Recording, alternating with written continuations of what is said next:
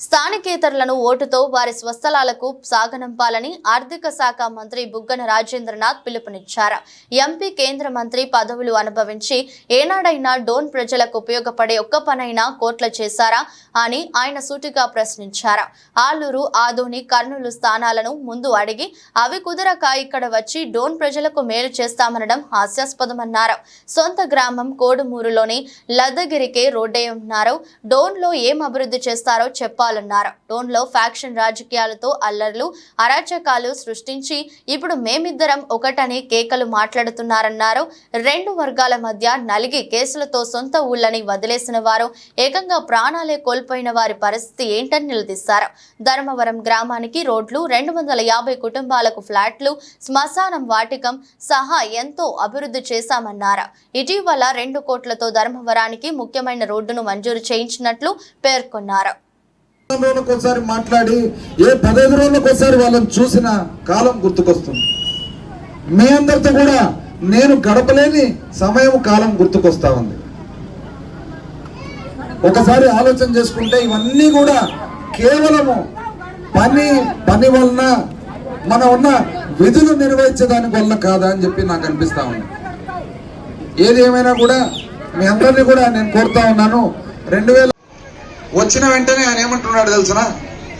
డోన్లో అభివృద్ధి లేదంట. ఎంత అన్యాయం, ఎంత అన్యాయం! డోన్లో అభివృద్ధి లేదా? ఈరోజు మల్కాపురం ముందర 750 కోట్లతో నిర్మిస్తున్న జాతీయ రహదారి 340 అభివృద్ధి కాదా అనుకుంటున్నా. ఈ రోడ్డు ద్వారా 10 నిమిషాల కంటే తక్కువ డోను 15 నిమిషాలకు బేతంచెర్ల పోయేదానికి అనుకూలమా కాదా అని అడుగుతా ఉన్నా. ఈ రహదారి ద్వారా మన జిల్లా హెడ్ క్వార్టర్స్ అయిన నంద్యాలకు గంట లోపల పోగలుగుతామా లేదా అని చెప్పి నేను అడుగుతా ఉన్నా. ఎంత అన్యాయం! కమలాపురం కేసిన రోడ్డు కొత్త రోడ్డు కాదా? అభివృద్ధి కాదా? పిట్టమల్కాపురానికి 30-40 సంవత్సరాల నుంచి రోడ్డు లేకుండా రోడ్డు వేసిన మాట అభివృద్ధి కాదా? ఎప్పుడు లేని వలసలకు వేసిన రోడ్డు అభివృద్ధి కాదా అని చెప్పి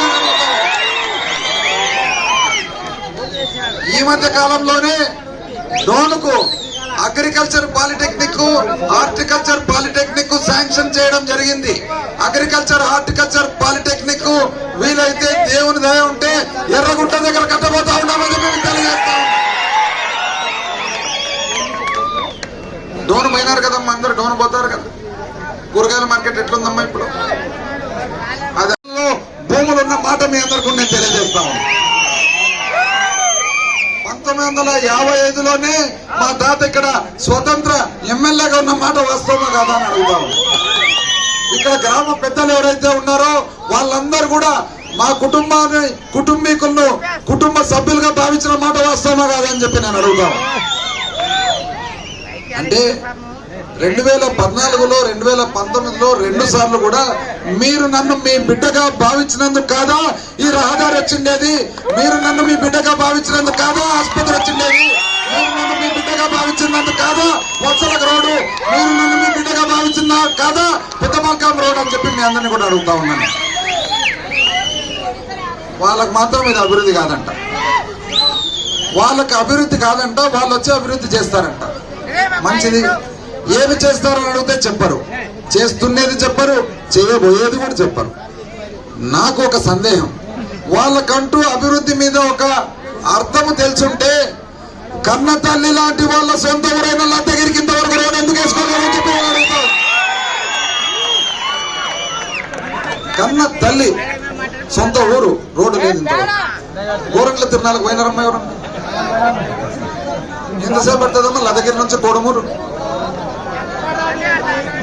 20 కిలోమీటర్లు, గంట సేపు పైన 20 కిలోమీటర్లు, మోకాల్లోతు గుంతలు.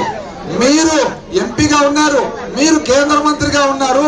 కన్న తల్లి లాంటి మీ సొంత ఊరికి ఇంతవరకు రోడ్ వేసుకోలేదు, మీరు వచ్చి మాకు అభివృద్ధి చేస్తారా?